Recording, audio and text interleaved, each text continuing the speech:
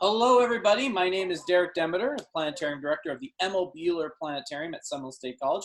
Joining me tonight, of course, is our Chief Engineer and Telescope Operator, Frank Kane. Actually, Good right morning, now, Prosper. he's a science officer tonight, not an engineer, because he's wearing a blue shirt. And of As long course, as it's not red. As long as it's not red. Don't wear the red. No. Not now, no. And of course, we have our communications officer and commander, Justin, tonight. And of course, I'm Captain D.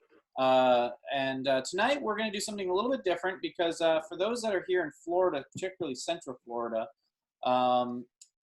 tonight's skies are not very good.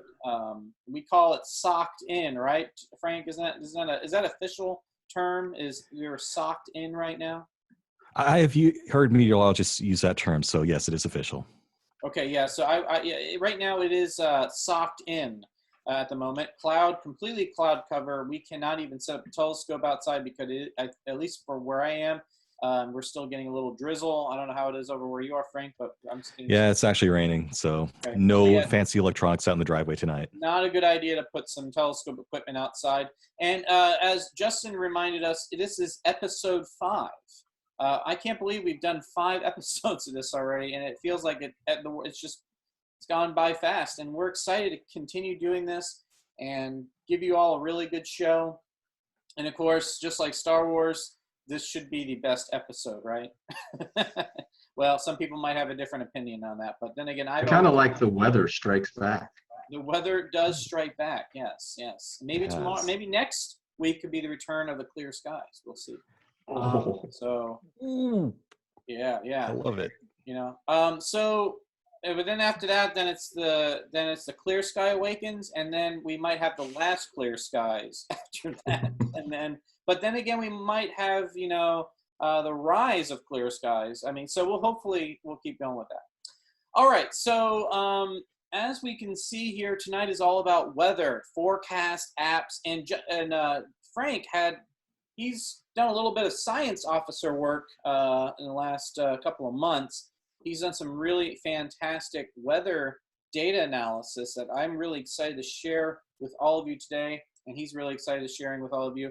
But we're also doing something too today because it is the 30th anniversary of the Hubble Space Telescope. Happy birthday, Hubble! All right. Yes, 30 years. The Hubble Space Telescope's been up there. And I was, unfortunately, for some of us other members of the crew here, I was only 4 years old when that thing was launched. So, unfortunately, I don't remember a whole lot of detail. But Frank and Justin, you probably remember a little bit about the Hubble launch as well, since you are just a little bit older than me, maybe? A little older, yeah, like barely older. Yeah, for me, honestly, I remember more of the unfortunate side of Hubble, which I think most people maybe don't remember the launch as much as they remember that the poor thing had issues originally. So that's what I remember the most, thinking back. And it kind of brings back memories of, today with James Webb, Space Telescope going, gosh, is this thing ever going to get in the air? And then when it does, I mean, James Webb, it's not serviceable, right? Once it gets up and it unfolds, if it doesn't work, there's no going up to repair it like you could with Hubble. Mm-hmm. So pretty that's the thing about space, though, right? It's not easy. Oh yeah, definitely. This is something that is truly remarkable. How long Hubble has been up there? 5 service missions. And of course, everybody remembers the very first one with Story, and was it Kristen is the other astronaut that worked on the project. But both those 2 astronauts worked on repairing the optics of Hubble, and since then it's been truly remarkable, the science we've been able to gather from Hubble. And Justin had a really great idea for all 3 of us tonight, and that was to show off some of our favorite Hubble stuff. Now, of course, being that Justin is our communications officer, for those that are watching on Facebook, leave a comment, and we'll do our best to answer your questions or whatever. But I think before we start diving into the weather apps and weather, let's go ahead and talk about Hubble. And what I'm going to do here is, since we have the ability to show you all Hubble, I'm going to go ahead and take a look here at Hubble, the Hubble Space Telescope, using our UniView simulator here. So this is, of course, planet Earth. And there we are right there in Florida. And for those that are watching in other parts of the country or in the world, hey, we might see you. But this right here actually is the orbit of Hubble right now. And what I'm going to do here is actually I'm going to speed up time. And you can actually see over 1 hour a second the motion of Hubble across the Earth. So the fact that it orbits the Earth, we can get a really good view of the night sky from all parts of the globe. And that's very important. Now, why do we want to send a space telescope up there? Why can't we just use a telescope from Earth, right? Well, when Hubble was launched back in the early 90s, we didn't have the amazing technology we have today with things like adaptive optics and stuff like that.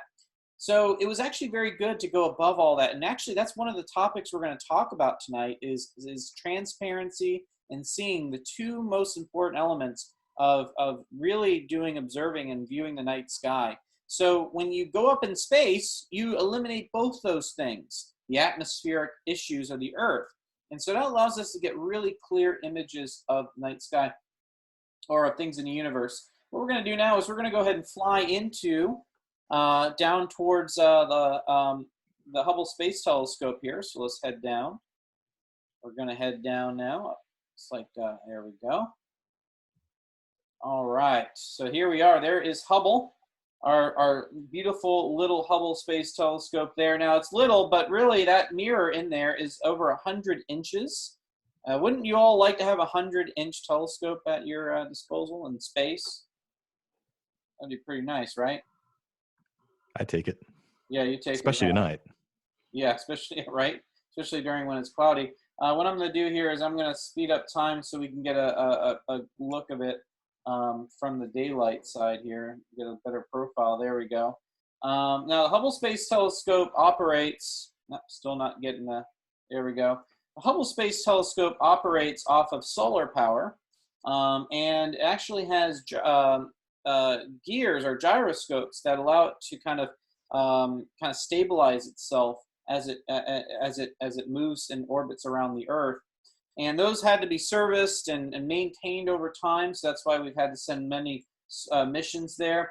It does have basically a cover that it can be opened up and allow light in, so when it's not in use, it just closes that. Again, in a remarkable piece of machinery that has done some incredible things in the past, again, 30 years. Do you all have a really cool fact? Do each of you have a cool factoid about Hubble that you might want to share with everybody? There we go. I got my favorite picture of all time from Hubble. All right, so Frank, real quick, I want to show those solar panels with everybody. This is a little bit of a better view of there we go, a little nicer view of the Hubble Space Telescope there in terms of the profile with those solar panels and all that. So pretty nifty. So we'll zoom in a little more and get some of the other features on there. But yeah, so let's take a look at some of those, some of our highlights of the Hubble Space Telescope. And so I'm going to stop sharing here. And so Frank, I'm going to give you a chance to show us here some of your favorite photos. Yeah, my favorite's one that most people have seen, the Pillars of Creation. Is that coming up right now? I think it is. It is, yes. Looks Awesome. great. Yeah, they actually took another shot at this in 2014. So the original image was back in 1995 on the left there. And a lot of people saw this. And, you know, it's maybe not really giving me a whole lot of like nerd cred for going for this image right here because everyone's seen it. But that's why I love it so much. You know, it's just had such an impact on so many people and got them interested into astronomy and the cosmos and how stars form and where we come from, right? So this nebula here is a star-forming region in the Eagle Nebula, which is formerly called M16. And the reason that's sort of like backlit, like you see here, is because there's new stars being born within this cloud of gas here. And it's what we call a star-forming region. And if I could go all Carl Sagan on you, we are all made of star stuff. That's what's going on here, right? We have this cloud of gas that may have been formed from older stars that blew up. And now we have new stars being formed from that old gas. And incorporating all those heavy elements that were forged in the hearts of these earlier stars. And some of those are the elements needed for life, right? So it's just so much meaning packed into this one little image here, and pretty inspiring stuff. There's a closer up view of it straight from Hubble. And if you guys at home want to just go browsing through some awesome Hubble photos, check out spacetoLescope.org. That's where they archive them all. And there's all sorts of pretty stuff to see. And even better, this is just one small piece of the Eagle Nebula, right? So this is just one little part of it. And what I think is really cool is you can actually see this from Earth, right? So one of the first things I did when I got my telescope was try to shoot the pillars of creation. And I didn't think it would work. I'm like, this is a Hubble thing, right? How can you possibly see that from your backyard? But you can. It's actually a relatively bright object that you can actually image from a suburban location. And you can see here that it's actually part of this larger nebula called the Eagle Nebula. And there's the pillars of creation right there in the middle there. It's also a really interesting thing over here. I'm not sure it has a cool name, but it's a similar structure. I don't know, Derek. I never see the shapes of the things that they're supposed to be. I do not see an eagle here, to be honest. I think the pillars are supposed to be the talons or something. Yeah, here's how I see it. So let me see if I can annotate on this. I don't know if I can or not. Let me zoom in a little. Let's see here.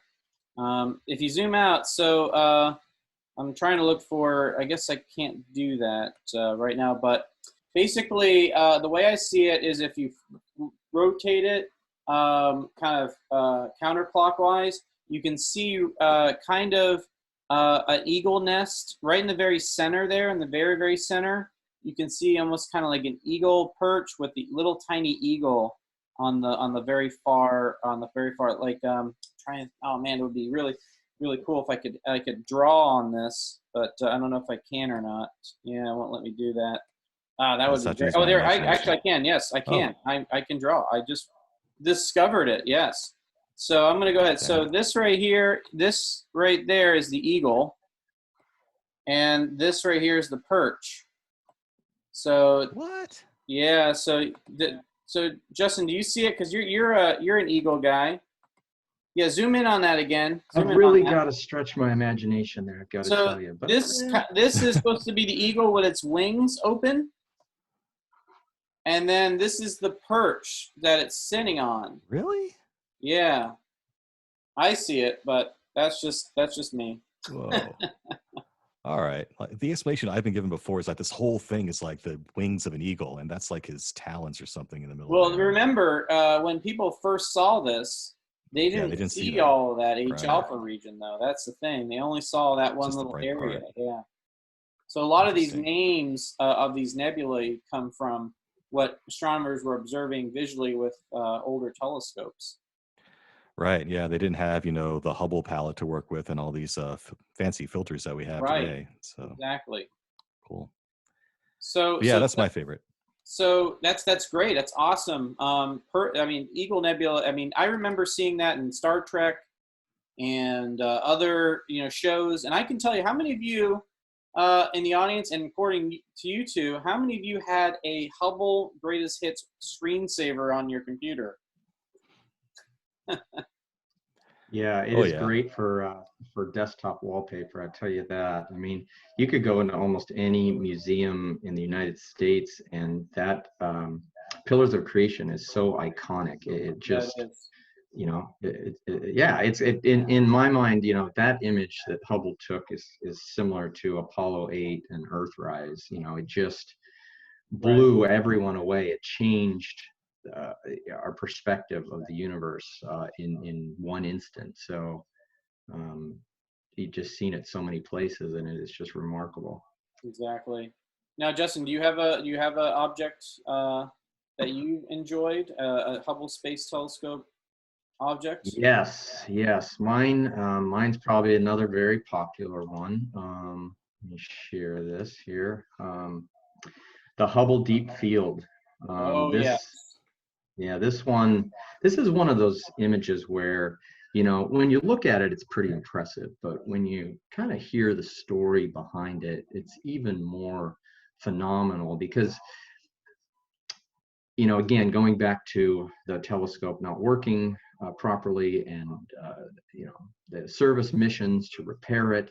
And then they had to kind of go through these series of images to make sure that everything was working the way it needed to work. And this was one of the first images that were taken after the repairs in 1993. And if you can imagine a part of the sky kind of void of stars, pick a point in the star, and they picked an area in Ursa Major, right, that was kind of devoid of kind of empty space, about the size of your thumb. If you put your thumb up in the sky and picked a part of the sky that had nothing going on.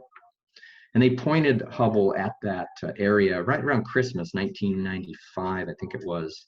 And they just pointed Hubble there for 10 days and just did hours and hours of exposure. Mm-hmm. And what it brought back was this image of over 3,000 galaxies. Before you do it, let's and you see. just multiply that. All right, so you there multiply are that over the whole sky. There are 4 stars in this image. Can you guys find them? Here, I'll help you. All right, I'm gonna. If you guys, can you guys see my mouse here? Yeah.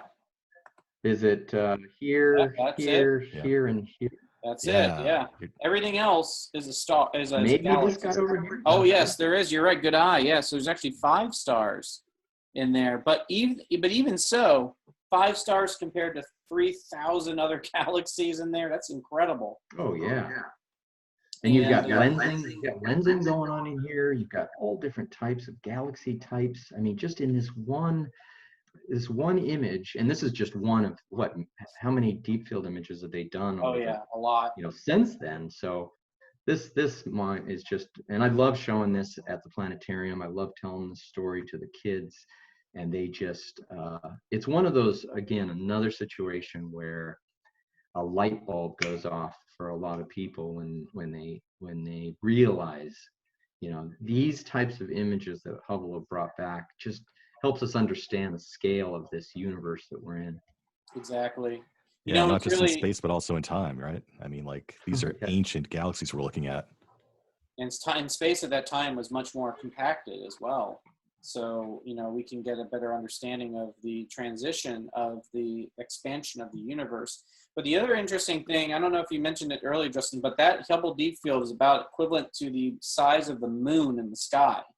So if you look at the full moon at night, that amount of the sky that Hubble imaged, that picture, is the size of the full moon. So just remember that next time you look up there, just that one little area of the sky. You know, the full moon doesn't cover very much of the sky at all. And just think about all those galaxies imaged just in that one spot. That's pretty crazy. So now, before I show mine off, I want to share with you all an image that was revealed today. You all remember seeing this today? Yep. Does anybody know what this is, what this was called today? See if anybody in the comments knows. I know it's one they released for the 30th anniversary, and anybody I know forget in the the actual comments number of it. On Facebook? Let's see if anyone in the comments. What did NASA name this 30th anniversary Hubble image? I thought it had something to do with coral, but that's right. I don't know. I can't remember now. We'll give our audience a chance. While we're doing that, I want to talk about the name of the new general catalog names of these. So this one right here, this bright reddish one, is called NGC 2020. So the reason why they chose this one is because of the fact that it's 2020. This one, this one's 2020.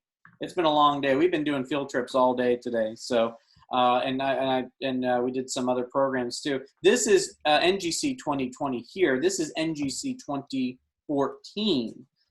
So we have 2020 here, and this right here is actually a planetary nebula. Very beautiful planetary nebula, and this right here is actually a star-forming region. So in my opinion, this is a great kind of collage of examples of some of the understanding of the universe that Hubble has really helped us discover. And do we have any answers yet? Justin, on the comments in the Facebook?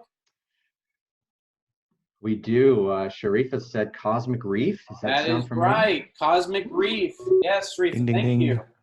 Cosmic Reef. Yeah, what a beautiful name, right? And I know Justin and I are scuba divers, and what a great, and Sharif as well. We know Sharifa.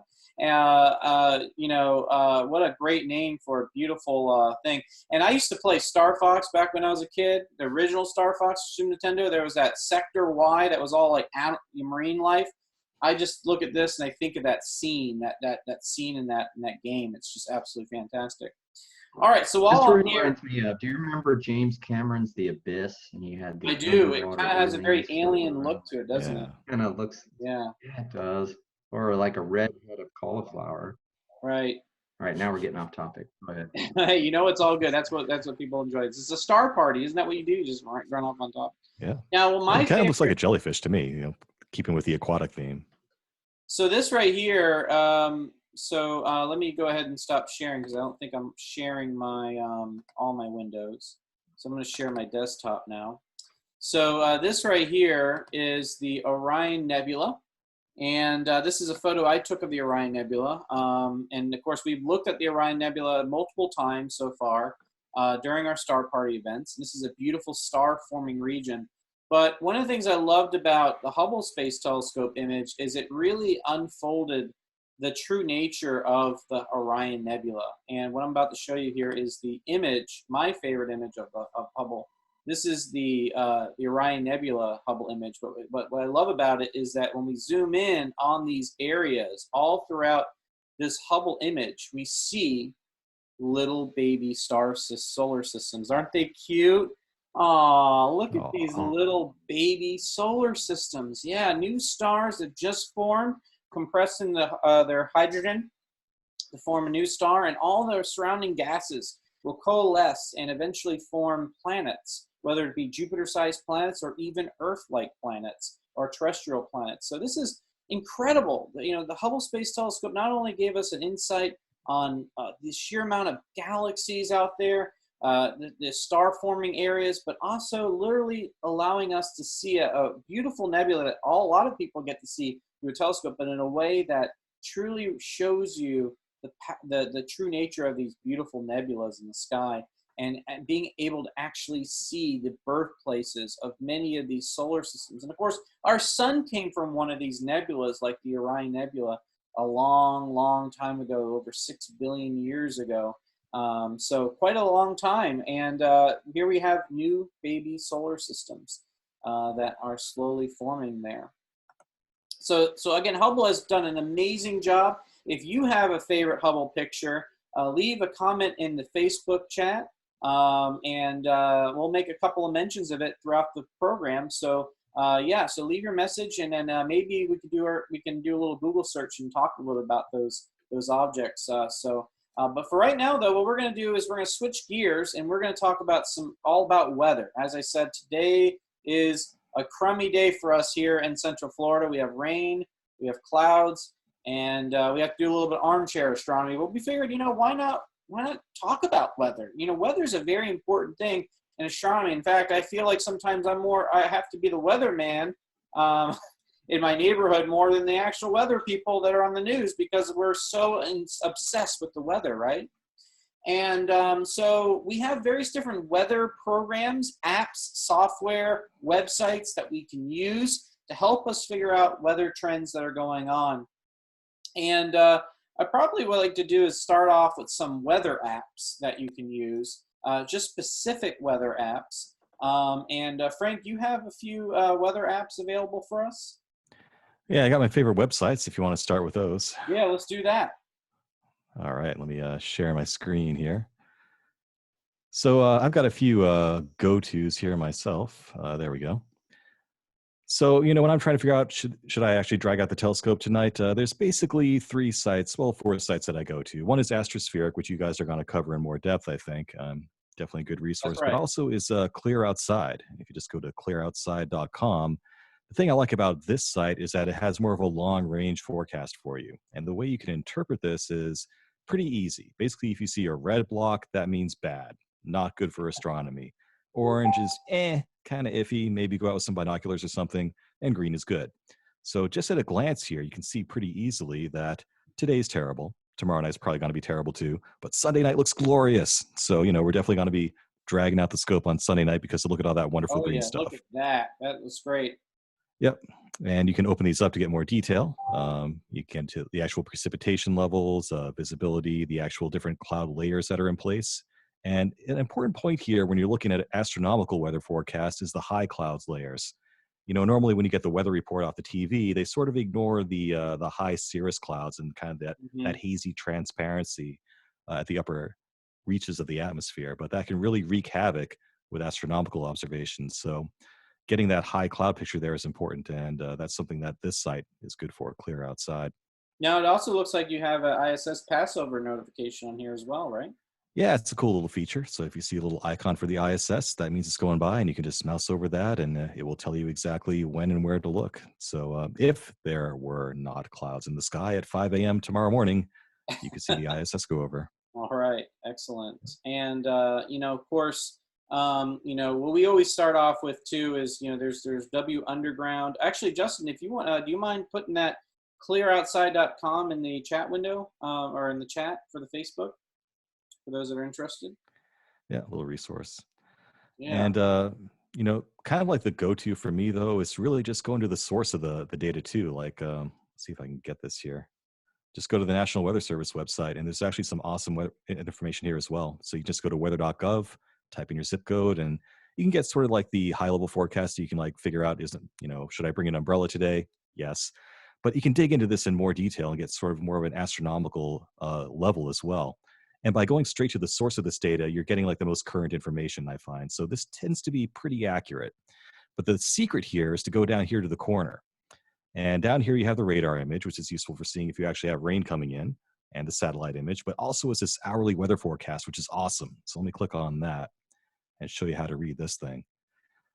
This is just like worth its weight in gold for me. So this chart here is actually showing me the predicted cloud cover, in terms of percentage of the sky. That's that blue line there. The chance of precipitation hour by hour, the relative humidity, which is also important. And furthermore, it shows me the temperature and the dew point. So when I can see if the temperature, that red line, is getting close to the dew point green line, I have to worry about, my telescope fogging up and take action against that as well. It also shows precipitation probabilities, chance of a thunderstorm. So you can really get hour by hour information here that tends to be very accurate. Now, Frank, can you go into more detail why relative humidity is an issue? Because some people might ask, what does it matter if it's humid outside, or what does it matter about the dew point and all these things? And we talked about, the telescope fogging up. Some of our watchers probably aren't in areas that have to deal with dew as much, but go into a little bit more detail about how relative humidity can affect the sky conditions. Yeah, like if you live in Arizona or something, this isn't something you usually think about or worry about. But here in Central Florida, humidity is a big concern. And the problem is, and I learned this a couple of nights ago when I dragged out my new telescope, if you put out your telescope when you're near the dew point, when that temperature is approaching that dew point, fog and dew just accumulates on the objective lens of your telescope, and it really pretty much ruins it, right? So Derek and I will be out there some nights with a hair dryer, just like blowing the dew off of our telescopes to try to get it off, because it does a number on your images and it just forms like that, like you really fast. You wouldn't believe it. I mean, sometimes humidity can be a good thing because it actually usually means that the air is pretty stable. And when we talk about seeing conditions later on, we'll talk about that some more. But in the context of dew, it's a bad thing. And it can also lead to more hazy conditions as well, which is also a bad thing. Yeah, that's another thing too, is that we're constantly having to battle this balance between moisture, turbulence in the atmosphere, all these things. And when we look at, let's say, go back to that the original weather forecast, not the National Weather Service forecast, because I want to yeah, just the one that you see here. If you go if you go to Sunday night, you see it says mostly clear Sunday night. So if you just go based off of that, right? If you just go based off of that and go, oh man, it's going to be mostly clear, that doesn't give us, no pun intended, a clear view of what's going on in the sky. Because what does clear mean? I mean, yeah, it might be clear for the average person, no clouds. But for us astronomers, we need something deeper. And that's really great that the National Weather Service has those features, and those are things that we're going to investigate more. We're going to investigate, well, let's say if the sky is clear, how can we go and start measuring that? So some of the things that we want to talk about are terms called transparency and seeing. These are the top two things that astronomers really, really care about. And for visual observers and for astrophotographers, this is very important. And what we're going to be doing in some of these weather apps that we use in astronomy, we are mostly going to be focusing on those two things, transparency and seeing. Now, seeing is probably one of the most important things, actually. Sometimes transparency you can get away with, particularly with astrophotography, but seeing is something that if you have bad seeing, it's not going to help at all. But for visual observing, you can kind of get away with a little bit of it, but obviously you want good seeing and you want good transparency. And what we're going to do here is I'm going to talk a little about what good seeing is. Let's talk about seeing first. Or actually, you know what? Let's talk about transparency first. It's a little bit easier to understand, right? Because transparency. So transparency is really how truly clear the sky is. As Frank mentioned before, when we looked at the National Weather Service thing, we might have seen that there might be some high cirrus cloud cover, or in that other website, the Clear Sky, Clear Nights website, you see that there might be high cirrus clouds, maybe ice building in the upper atmosphere that might reduce the transparency, or there's a little bit of turbulence up in the air, and that can affect the seeing. So transparency is just how truly clear it is and how much light can actually travel through, and we're able to actually see it. So Frank, do you happen to have a picture that you have of something with good transparency, an image that you're really proud of? You're like, man, that was a really good transparent night. Yeah, I mean, usually like I'll only image on a transparent night anyway. So let me see if I can pull that up here. So you never have done where it's like, okay, you know what? It's my first time at a clear sky in 3 weeks. I'm going to go out anyways, and maybe have captured an image that maybe the transparency was not so great. Yeah, well, like you said, with astrophotography, sometimes you can like cheat, right? So, you can always like play games with it, but it is definitely going to be a concern when you're imaging galaxies like this. And this is actually a slide I put together to talk about seeing more so, but it's also an example of good transparency, because I had clear skies that night on the right here. We're seeing a lot of like faint stars in the background, a lot of wispy detail in the arms of this galaxy here. And if there was too much haze in the atmosphere, it wouldn't be possible to pull that detail out from the sky background itself, right? So that's probably a good example of both good transparency and good seeing on the right there. Great. That's perfect. Now, what I'm going to show here, since it made me dawn on me, I'm actually currently working on an astrophoto I took a couple weeks ago, so I'm not entirely finished yet with it. But so this is going to be kind of a behind the scenes thing here. I'm going to show you all this image that I'm finishing up in Photoshop of the Milky Way over one of my dark sky locations south of Orlando. And this was a 2 out of 5 transparent night. And the reason why is if you look towards the horizon, you can see all this very hazy, very high humidity. It was very, very dewy that night. And you can see that even though the Milky Way towards the top of the sky was looking pretty good, near the horizon, there was a lot of this kind of haziness going on. And it creates a really dramatic look, I feel, to nightscapes like this. It had a little bit of haziness. It creates this kind of nice coloring effect. But when you're doing actual visual observing, or you're actually doing deep space astrophotography like Frank is doing, this haziness makes it very hard for you to collect those very faint details and say a galaxy or a nebula, because that water vapor will absorb, will scatter that light, and it'll make it hard for you to see. So unfortunately, transparency, you want it to be nice and transparent so you can get as much light into your telescope as humanly possible, right? So you want to definitely get that amount of light in there.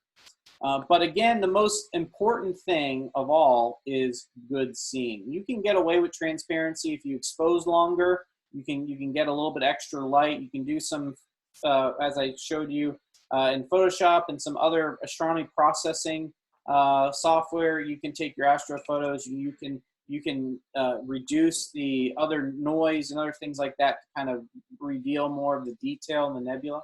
But the one thing you can't do, as Frank showed in his image, is you can't really fix seeing. And what I have here is I have a couple of videos of what is the definition of good seeing and bad seeing. Now, we have a friend of ours who's also a member of the Central Florida Astronomical Society, and he's a really good planetary imager. His name is Bill Kostring, and he has graciously allowed me to use some of his videos for our presentation tonight. And so what I'm going to do now is I'm going to show you all a couple of his videos here. And this one, I believe, is going to be bad seeing. Now, what is seeing? Seeing is turbulence, water vapor, just bad atmospheric effects. I'm sure all of you have been underwater before. You've dove down underwater, maybe in a pool or the ocean or a spring or something. You look up and you see almost like you're trying to look up towards the surface, and it looks very just wavy, watery, dispersed light. And that's what we're going to experience with bad seeing. So what I'm going to show you here is a video of very bad seeing here. So I'm going to show you all the first video. Oh, that's not the one. There it is. We're going to show you a video of bad seeing. So this is a video that Bill took of the planet Jupiter. Now, the reason why we're using planets primarily here is because planets are very, very good indicators of good seeing. You really need to have good seeing to really, truly impress yourself with viewing the planets. If you have really poor seeing, planetary viewing is going to be very, very bad. You can get away with bad seeing with deep space objects if you have good transparency when you're looking at it visually. But planets, if you have bad seeing, you just can't really look at them. And let me show you this video here. Check it out. Look at how Jupiter is. It looks like you're literally underwater looking at this planet. Isn't that just wild to be able to see? It doesn't look in focus. It just doesn't look like it has much detail. It looks like it's just, wobbling around and just, it just doesn't look very good. And unfortunately, usually early in the morning, you can either have really good seeing or you can have really bad seeing. And because we've been having a lot cooler nights, we're getting a lot of dew, a lot of moisture, you tend to get a lot of bad seeing. But when the summer comes around, when the atmosphere starts to settle a lot, there's not as much of a differential change in the temperature as much, the seeing gets better. So when you get these really drops in temperature from very hot to very cold, or very colder, and you get a lot of moisture buildup in the atmosphere, you tend to decrease your seeing options. So this is what we're seeing there, is we're just seeing these atmospheric effects. Now, what about good seeing? What if you have good, steady atmosphere? Maybe there's not much turbulence in the atmosphere. There's not a lot of moisture. It's nice and dry. Let's see what good seeing looks like. Now we have good seeing. And, there we go. Now we have good seeing. Look how much more detail we can see in the planet. Notice we can even see some of the fainter details in some of these little moons that go around Jupiter. But look at the little storm details. Look at the great red spot, how we're able to see a little bit more detail in that. We can see almost kind of these faint little storms that are surrounding these belt zones and zones of Jupiter. We just see a lot more detail with the planet. So good seeing really does help when it comes to observing the night sky. And as Frank showed it, Frank, if you want to go ahead and re-show that picture of those galaxies there and kind of go into a little bit more detail with that again. Yeah, we can jump ahead to that. Let me share that again. Yeah, so I have a couple of slides here that was in the context of talking about the effects of different weather phenomena here. But on the left here, you can see the impact that bad seeing has on deep sky astrophotography as well, if you're just trying to get a picture of a galaxy or something. And the problem here is that these stars are really fat and bloated, right? Because they're jiggling all over the place while they're being exposed to the camera sensor. And as a result, our stars don't look very crisp. They don't look like the pinpoints of light that they really are. They're these smudgy, blobby things that just aren't very visually appealing. And the galaxy itself, too, has sort of a fuzzy appearance to it as well. It kind of looks like it's a little bit out of focus. But really, this is just the effect of bad seeing primarily. And on the right here, we have a galaxy that's of a similar size, as viewed from us, just taken about a week later. And the conditions were just a little bit better during that time. So in this image on the right, you can see that the stars are a lot more crisp. They're smaller. There's more of them that you can see. And there's a little bit more detail into the spiral arms of this galaxy as well. So that's the difference that seeing can make, even when you're trying to image galaxies and stuff and not even planets. For planets, though, it's also a big deal. And this is a case in point here. So I got this brand new awesome telescope this week for imaging planets. And I was all excited to bring it out this week and take a shot at Jupiter. I got up at 4:30 in the morning to go out there and check it out. And this is what I ended up with. A really blurry, fuzzy image of Jupiter because the seeing was terrible. It was just jiggling all over the place, just like that image, that video that you were showing a minute ago. And compare that, cut to, this image from a couple of years ago, where the seeing was average. And, this difference between poor and average seeing, you can see how much more detail you can see in the cloud bands and these little features within the cloud bands even. The Great Red Spot was on the other side of the planet at this time, but it really hits home. Even with a smaller telescope, I was getting a much better image just because the seeing conditions were better. And Frank, if you want to go ahead and stop sharing your screen, I have an image here of again, a final image that Bill has processed of Jupiter during good seeing. So Frank has been able to show us bad, average. This is what good seeing will give you when you actually process this image. So the way that we process planetary images is that we take very, very long video. Or in the case of Jupiter, we can only go about a maximum of 3 minutes. We take video, and then we use very, very, very high frame rate cameras. And some of these cameras can get up to over 100 frames a second or even more.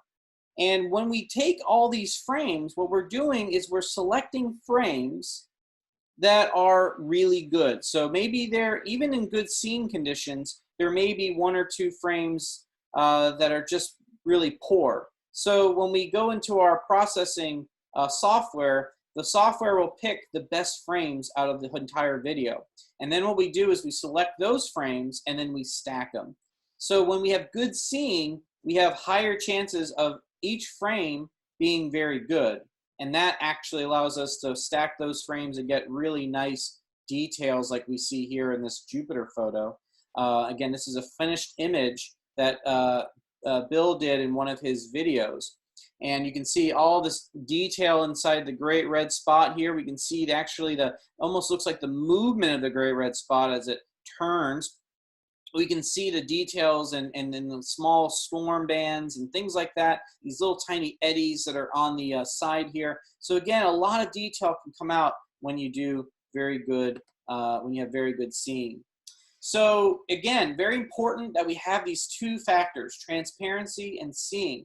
Now, Justin, do we have any questions or anything so far from our audience that maybe we can answer for them? No, nothing specifically technical yet about what we've covered so far. We had a question though from a gentleman, Juan, up in Minnesota, and he was asking if there's anything in particular you guys would recommend from the great state of Minnesota that he would maybe want to focus on at that latitude. So the nice thing about being in Minnesota is the North Star Polaris is much higher. We're talking over, close to 45 degrees or higher, depending on where you are in Minnesota. So really the northern circumpolar region of the sky is going to be very, very good for you. But anything also along the, that kind of area between the north and towards the kind of the middle part of the sky, particularly like places like Leo and all the way down into constellations like Boötes and Virgo and stuff like that, kind of along the ecliptic of this time of year. But as we kind of get into the summer, it starts to get lower. So the northern ecliptic is really good, or excuse me, the winter ecliptic for us in the northern hemisphere is really good. But as we get in the summer months, the ecliptic kind of gets a little low, so those constellations start to get difficult, or that part of the sky gets difficult for people in northern latitudes. But really, the northern part of the sky, that circumpolar region of the sky, is very good. So a lot of great galaxies, a lot of really awesome nebulae that you can observe. Frank, do you have any suggestions for our viewer in Minnesota? Yeah, like Ursa Major, right? Should be pretty well positioned up there. Am I right? That's So, right. Yeah. yeah, there's all sorts of goodies up there. Like the two galaxies I just showed you, the Whirlpool and the Pinwheel, are in that region of the sky. M81 and M82, Bode's Galaxy and the Cigar Galaxy. If you're in dark size, you should be able to make out something there. But yeah, there's all sorts of goodies in that part of the sky. And like Derek said, if you're up in that far north, man, auroras are that's Yes, what you want to keep definitely. an eye out for. Yeah, that's actually something we can look at tonight. We can look at spaceweather.com, and I don't have it up yet, but I can bring it up here in just a few minutes. So, Justin, you have an app that you have on your iPad that kind of shows a lot of really great weather information, but also a lot of great astronomy information. It's called Astrospherix. So, do you happen to have that ready to go so you can show our audience kind of some of the cool things that app is? By the way, that app is both good for Android and iOS, and I believe there is one for Windows if you use a Windows mobile phone still, or if you have a Surface. Yeah, there's a web version of it too. I'm sorry. There's a web version of it too. The web version, excellent. So there's lots of different options for you, but I find that the app itself is, I think, the most stable and gives you a lot more detail. So Justin, what do we have with this software, Astrospherix? Yeah, let me pull it up here real quick. If you want to give my trusty iPad here sharing ability, Sure can. Pull there it up. you go. We're going to see. All right.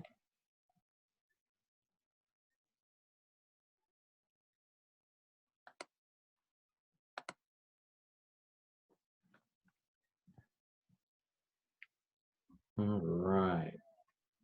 So Astrospherix, this app's just it comes in handy. So I don't do the astrophotography that Frank and Derek do. The astronomy that I do is mainly our outreach events, our groups, our public events. And so the level of clarity that I might be looking for just to show people the moon or the planets, or maybe some of the brighter objects in the sky, aren't as critical as they might need for doing imaging. But this app is great for both. Right off the bat, you can kind of set all your settings here, your unit of measurement, your time. This one also shows your International Space Station flyovers if you need it. The KP index, so again, Minnesota, if you're looking for disturbances in the Earth's magnetic field, then that might be something good to set so that you can keep an eye on when the next opportunity for auroras are coming. It gives a nice graphic right here. You can see how poopy the weather is here in Central Florida right now. And for the graph down below, white is bad. So if we're looking at Friday night, we're looking at right now, my visibility for the night sky is just not good. It shows me my cloud cover, it shows me my transparency, and it shows me my seeing. I really want to focus on the Saturday night, for example, but even then, not great. And then I can go into an extended forecast if I need to for things like, Monday's looking really good. Maybe I have some opportunities midweek. But overall, if white is in the blocks there, well, then I'm going to have trouble seeing anything. I've also got my International Space Station passovers here. You can see the little icon there in the center of the ISS going there. And then you've got everything from dew point, just like Frank mentioned earlier, temperature, and wind. So this is just a really good app. Shows you exactly where you're at.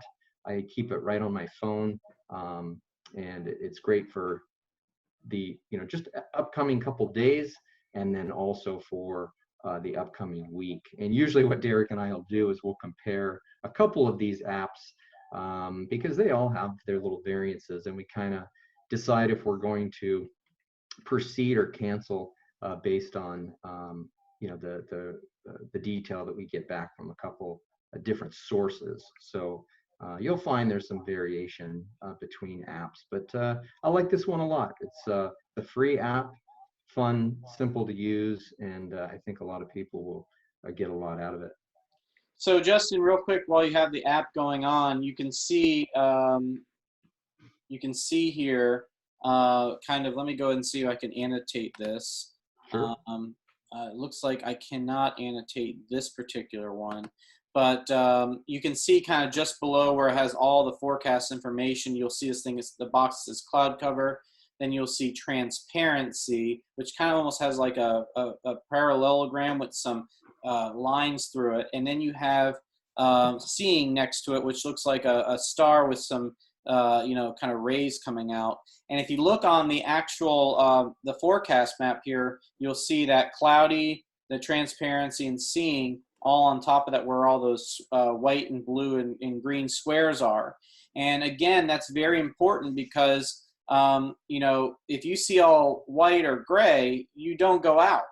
But even if you have a forecast that shows really nice dark blue for transparency, but you have white for seeing, Frank, what do you think? Should you go out? Maybe with your eyeballs and a pair of binoculars, but I wouldn't be taking pictures. Yeah, so But really, we wouldn't cancel our outreach for that one. we wouldn't cancel outreach. Definitely, transparency for outreach is very important. It's good for that. Now, let's say, for example, we had a green and then we had dark blue for seeing. We'd still go out because seeing is really good, and we can make up for that with the lack of transparency. So really, tonight it's all white. So we're not doing anything astronomical tonight, but it looks like Saturday night we could have a chance of doing something. But Sunday, into Sunday night, and then later on into Monday, it's actually looking pretty good. Another thing that you can see here in this app is that we have forecast for the moon details. And actually, I'm going to talk about another app that you'll be able to see here very, very soon.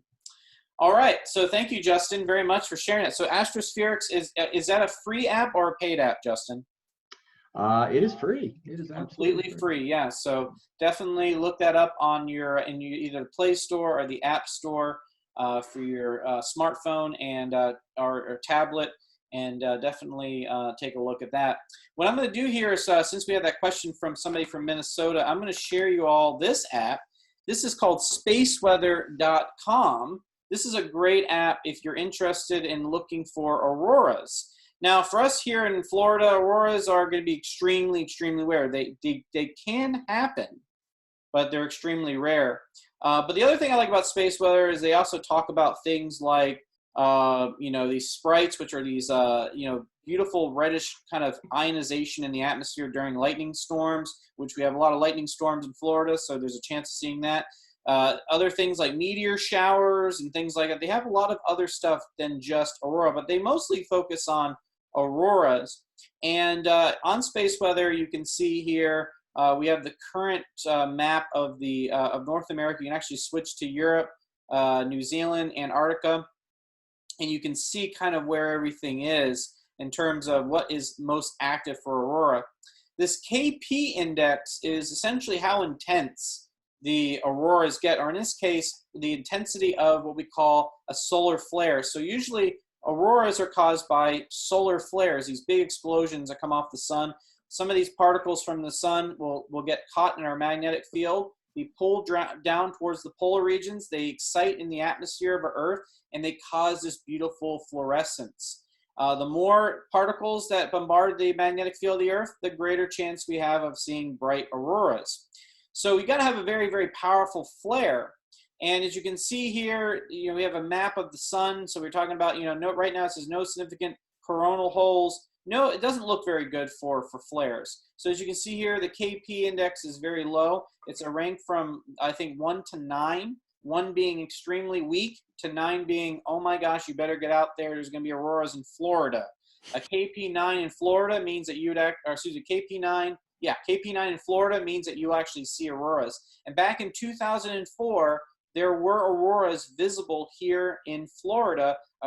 A group of friends of mine did go to a dark sky location, and they were able to actually see auroras. But if you're up in northern latitudes like Minnesota or Canada or Iceland or anywhere like that, that you're near those magnetic field lines of the Earth, you will see auroras. And usually a KP4 and higher for really high latitudes like Iceland, you're pretty much going to see them very well.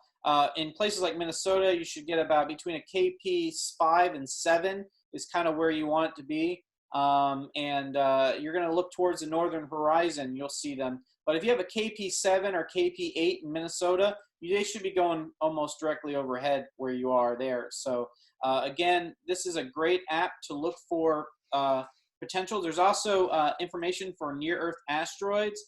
These noctilucent clouds, these are clouds that you can see usually in the summertime at high latitudes, or you know, in the case both the summer or southern and northern hemisphere, you get to see basically illumination of clouds by the sun, and these are generally seen in, again, northern latitudes, and unfortunately right now there's not much for that as well. So this is a great app great website for looking at things like auroras and other space weather. So we're not just talking about weather on Earth here, we're also talking about space weather, and so it's also very important to look for flares. There's people that monitor flares because that actually can cause damage to spacecraft, satellites that are in Earth's orbit, or even if you have a strong enough flare, you can actually have massive electromagnetic pulses or power outages that are caused by these flares.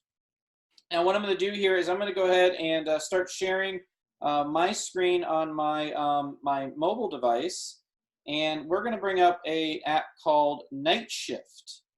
Night Shift, I love this app because, for one, as an astronomer, it's good to use red screens. This preserves your night vision.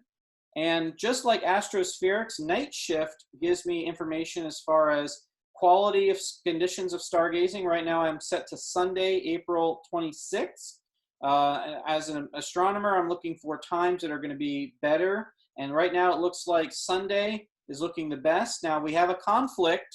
Justin told me earlier that Astrospherics has a little bit of a worse forecast than Night Shift, but so far it's always good to base your forecast not on just one app.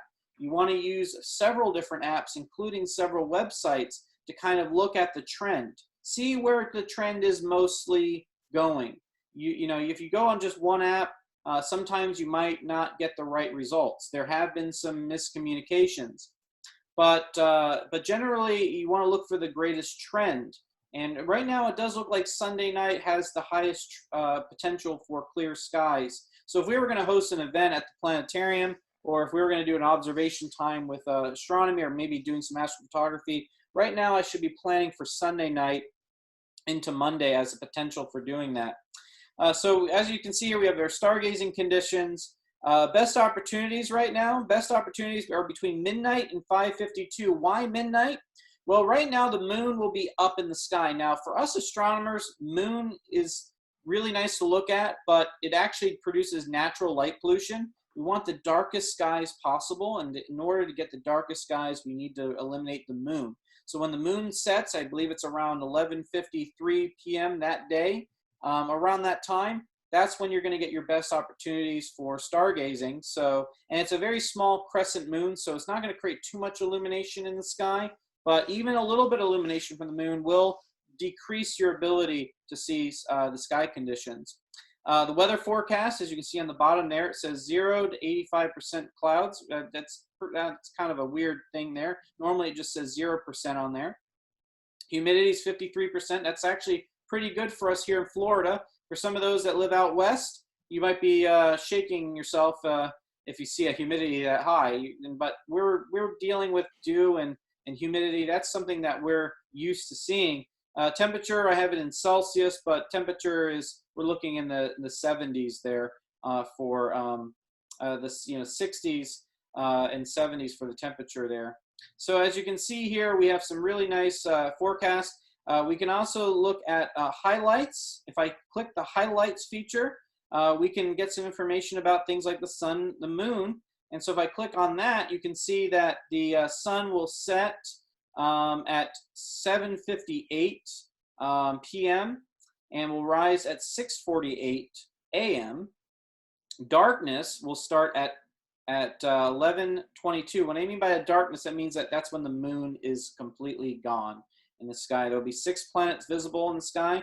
There are 2 meteor showers active.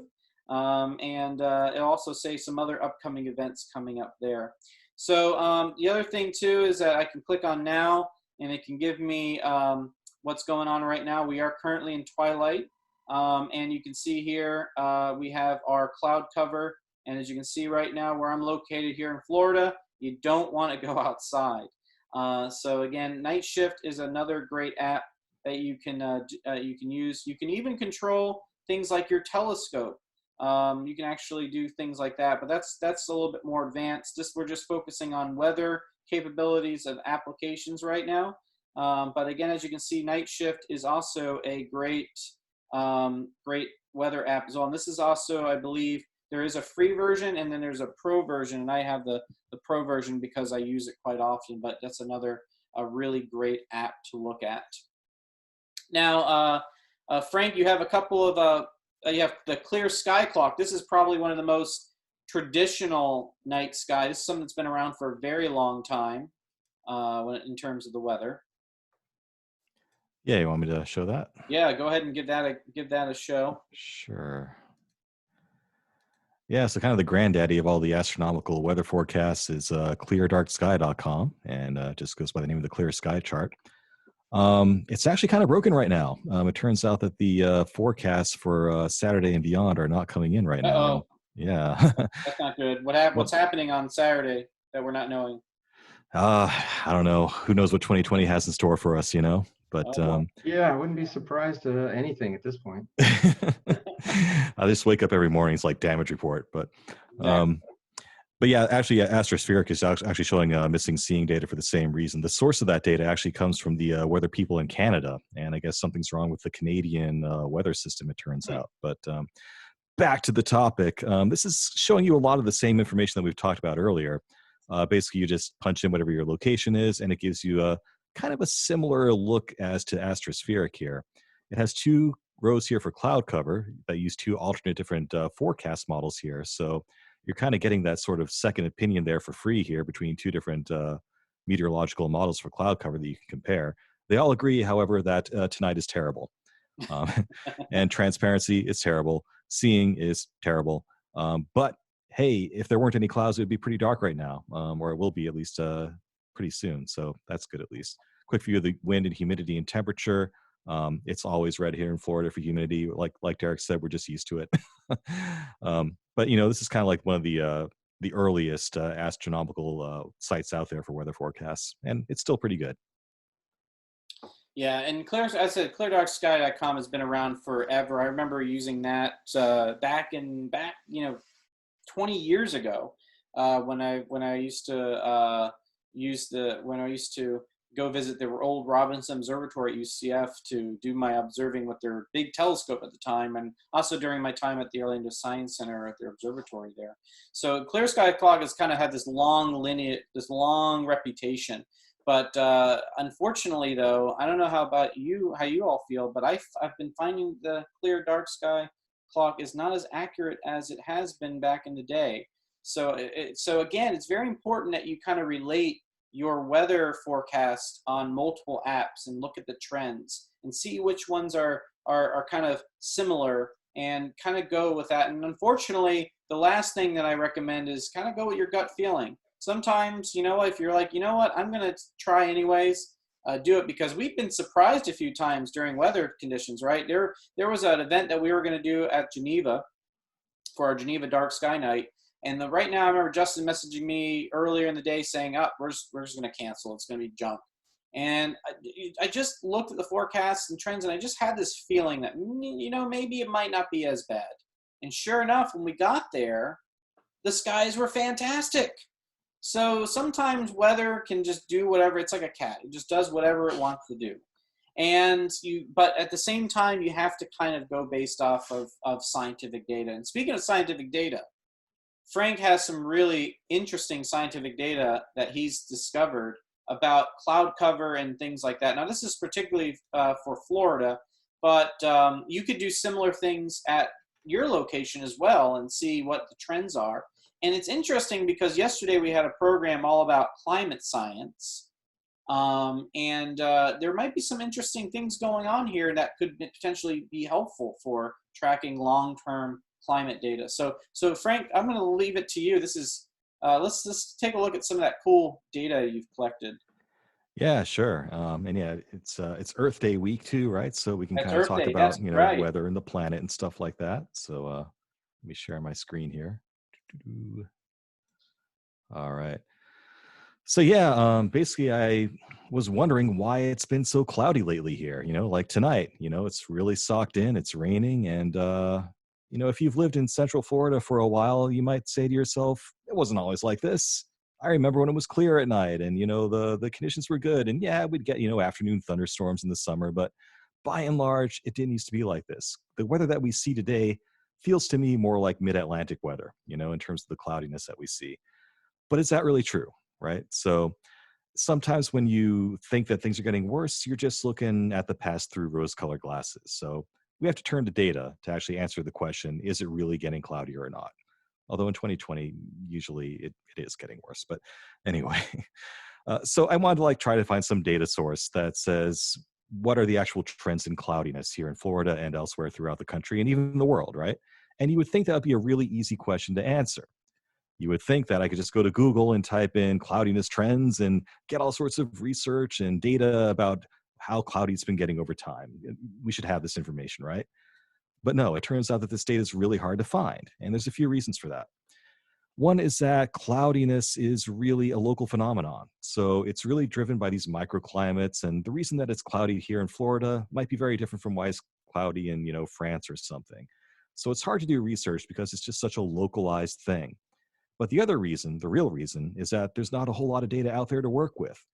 If you go and download these historical data sets for meteorological data, you're going to find things like wonderful data about temperature and humidity and pressure and precipitation and wind speed and wind direction, because that's what these weather stations measure. They typically do not have a cloud sensor, so we actually are not collecting data about cloudiness. It's just really hard to find. So what do you do? How do I answer this question? Is it really getting cloudier? Well, fortunately, there are people other than meteorologists and astronomers who care about clouds, and those are pilots. And it turns out that every commercial airport in the world is required to file a really detailed weather report every hour that includes really, really detailed information about the clouds at the airport. So, woohoo, there's my data source, right? And not only that, they're required to file this into a central repository. I can download historical data. It's a beautiful thing. So, thank God for pilots. I have my data for cloudiness for any part of the country that I want. So I whipped up some code. And what this code does is it goes out and downloads all that historical data for any airport in the country, and it will produce pretty graphs that show you the trends over time in cloudiness at any given location. And if there's any Python developers watching this, there's a link to my GitHub repository if you want to play with it yourself. What it does in more specifics, it will go and download that historical cloud cover data for any airport in the United States. It will filter out all the daytime reports because I'm an astronomer and I only care about the night. And just for consistency's sake, I define the night as 6 p.m. to 6 a.m., no matter what time of the year it is. And then for every hour's report during the night, I'll classify that report into clear skies or not clear skies. It's a very binary thing. There's a lot more nuanced data in there, but I'm keeping it simple. Is it clear or not? And I just count up how many clear sky observations there are, how many not clear skies observations there are, and I take the ratio of the two to get a metric of how cloudy it's been during a given period of time. And I can calculate that by the year, by the month, or the day, depending on how granular you want to get. Then I can take that data and make pretty graphs. So what I'm graphing here is the percentage of nighttime weather observations for a given location that were clear over some period of time. So the takeaway here is that for the graphs you're about to see, Higher values means more clear nights, more clear observations during the night. So I've kept you in suspense long enough. Let's look at a pretty graph. So here's the data from Sanford, Florida, which is the nearest airport to where we are here.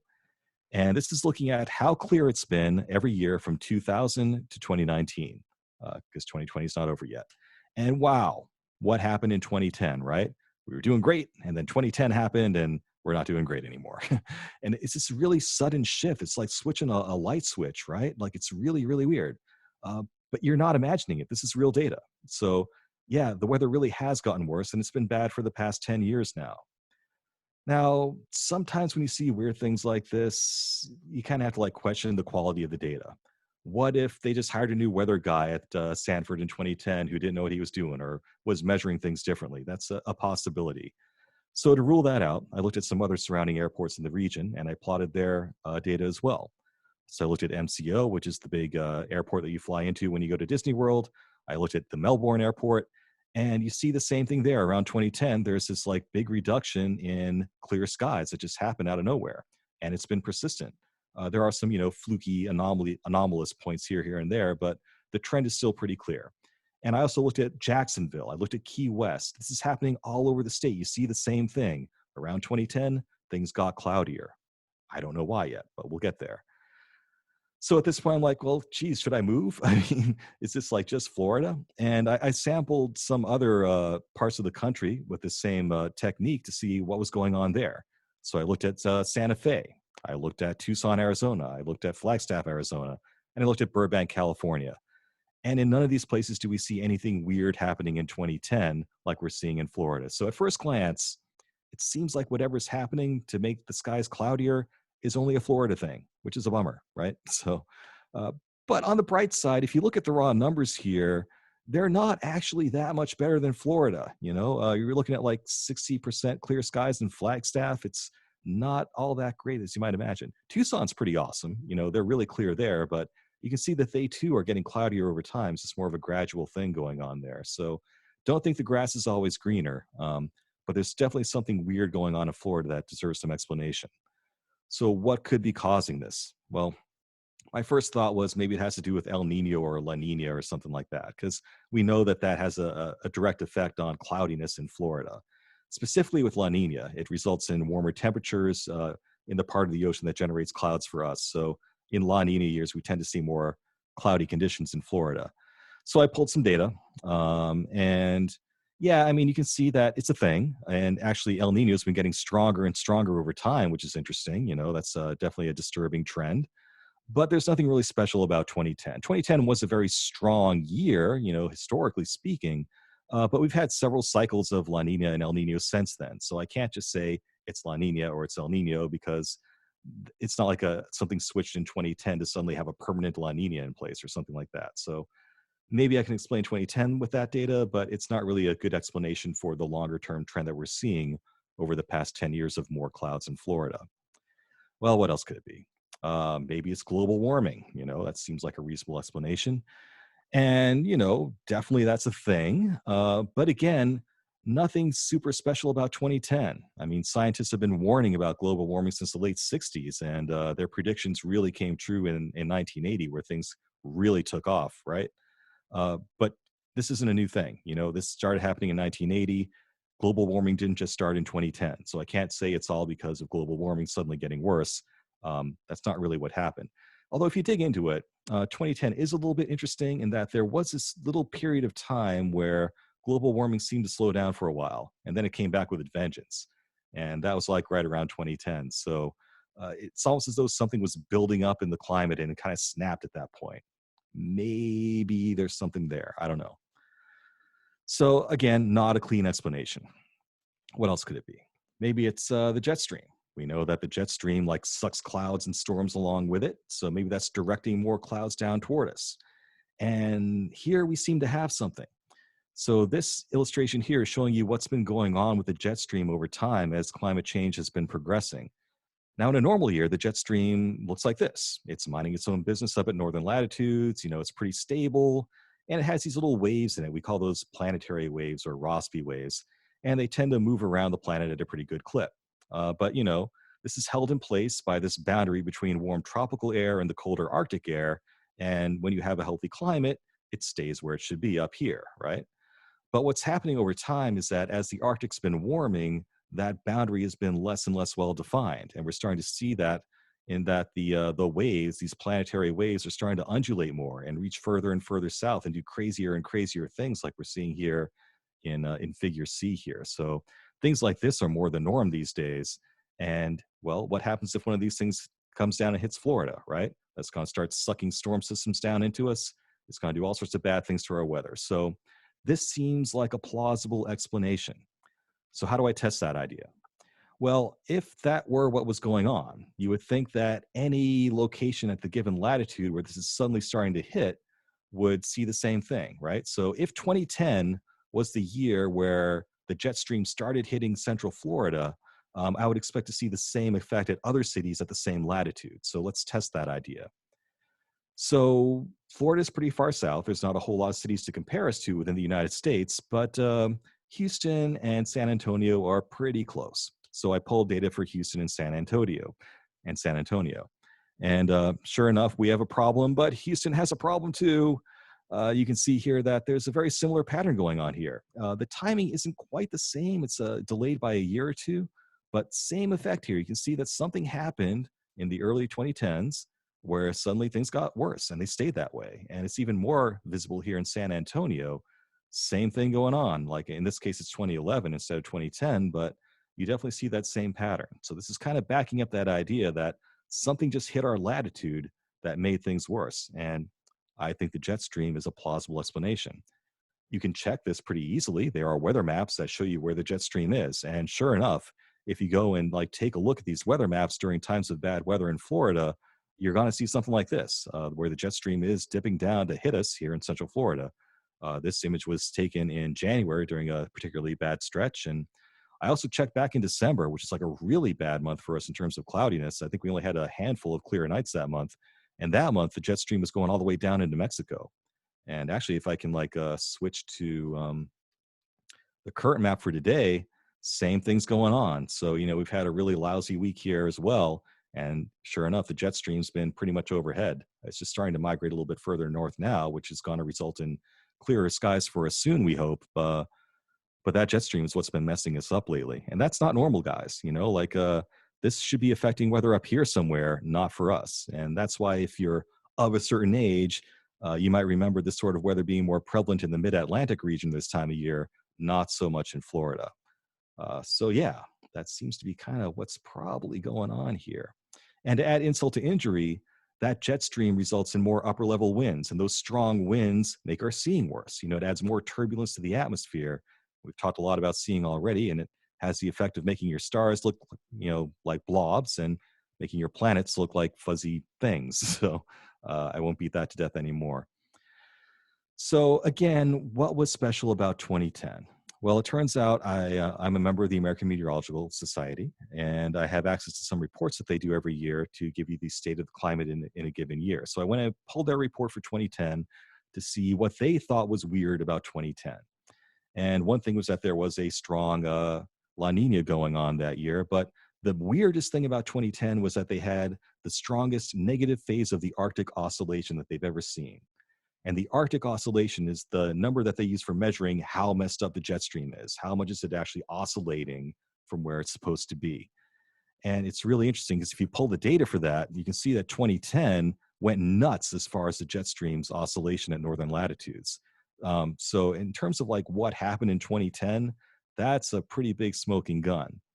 However, it's not a neat explanation for all the years since then, because, you know, it actually got better some years. And lately it hasn't been all that terrible. This year actually is, I don't have current data for, you know, beyond 2017, but from what I've read about this year, it's bad again. We're actually seeing a lot of ice melting in Greenland because an effect of the Arctic oscillation there is that they have less clouds, and therefore they're getting more sunlight beating down on the ice there. But it's not like a really tidy explanation for this entire period of time, although it's clearly a factor. So the bottom line is that it's complicated. Unfortunately, this is usually the case with climate. There's not really a clean single thing you can point to that says this is what's going on. Some years I can explain by a negative Arctic oscillation. Some years are La Nina, and global warming could be amplifying these effects over time, and some of it's just bad luck. So not a clean explanation, but we know some of the contributing factors. Mostly it's the jet stream going nuts. And while we're looking at this data, there's some other cool stuff we can learn from it. One is, when is the best time to actually go out and look at the stars here in Central Florida or any place else where I want to run this data for? And that yields some pretty interesting results. So now I'm looking at this data on a monthly level instead of a yearly level. And this shows you the patterns that exist throughout the year. First of all, it's not really a really good, clear pattern here for Florida. It's kind of all over the place. Things are not very stable. But you can see that it tends to look a little bit better in the summer and a little bit worse in the winter, generally speaking. So by and large, the best time to go outside is going to be in the summer, counterintuitively, right? And that's kind of a bummer because that's our shortest nights. It's our stormiest season. It's when the bugs are out. It's when it's like, really nasty outside and hot. So not a really good coincidence for us there. But if you want to find kind of a sweet spot between good, pleasant conditions and good chances for clear skies, right now is about it. Early spring is probably going to be your best bet given the current conditions in Florida.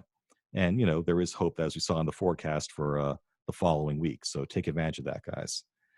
What's really interesting, though, is that this has flipped completely since the 1980s.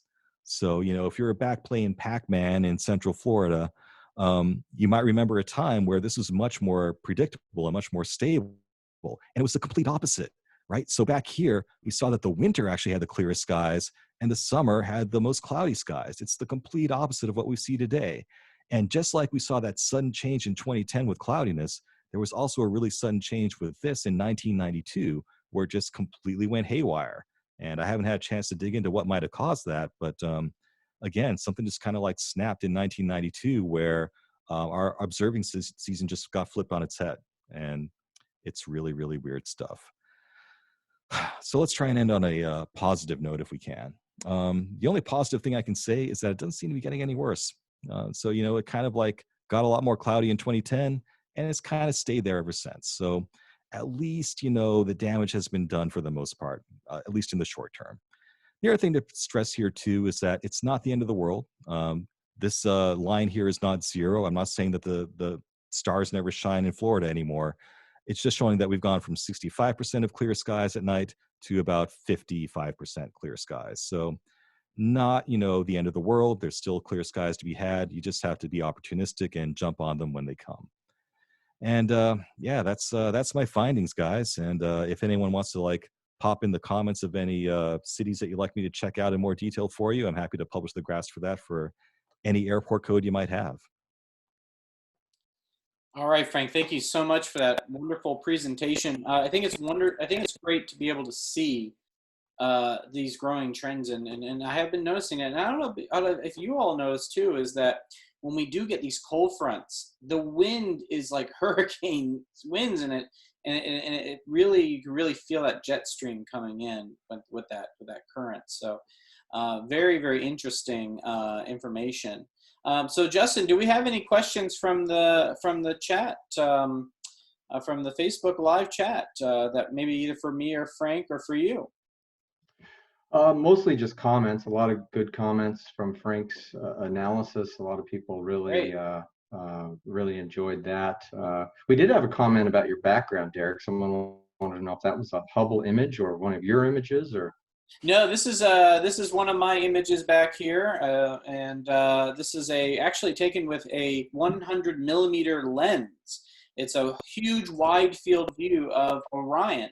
Right here are the 3 stars of, I feel like a weatherman right now, 3 stars of Orion's belt here, and that is the Horsehead Nebula, and way back here is the Orion Nebula. So this is a very large view of Orion. So yeah, it kind of looks like Hubble. So but it's a picture that I've taken through a camera lens using a sky tracker. Tracks the motion of the stars as well, so I get those nice details. And I had really good transparency in seeing that night. That's why I'm so happy with this image. Excellent. No, that's it then. All right. Well, we've had a great night, even though we haven't been able to do any observing. I hope that you enjoyed tonight's presentation and star party, and got to learn a little bit more about how we do weather forecasting and dealing with the weather for stargazing. Hopefully, maybe keep our fingers crossed, next week we may be back in business and we'll be able to have a telescope set up for all of you to show you some really cool things in the night sky. Speaking of next week, let me tell you about what's going on. Actually, I should take it back. Let me have Justin tell you what's going on, because we have 2 events going on next week. One for our virtual public show on set 7 on Thursday night. And of course, we're actually doing a 2-parter for our virtual star party on Friday, but I'm gonna let Justin talk about Thursday night because that's gonna be his bread and butter. So Justin, what are you doing on Thursday at 7? Sure. Well, we've got a show that we do at the planetarium called The Final Frontier, and it really starts off with a wonderful story about human exploration, everything from first flight of the Wright brothers to our moon landing, and what we're doing now and where we're going next. So a lot of cool stuff. I think we've got a special guest lined up. Maybe Mark Marquette from the American Space Museum might be joining us.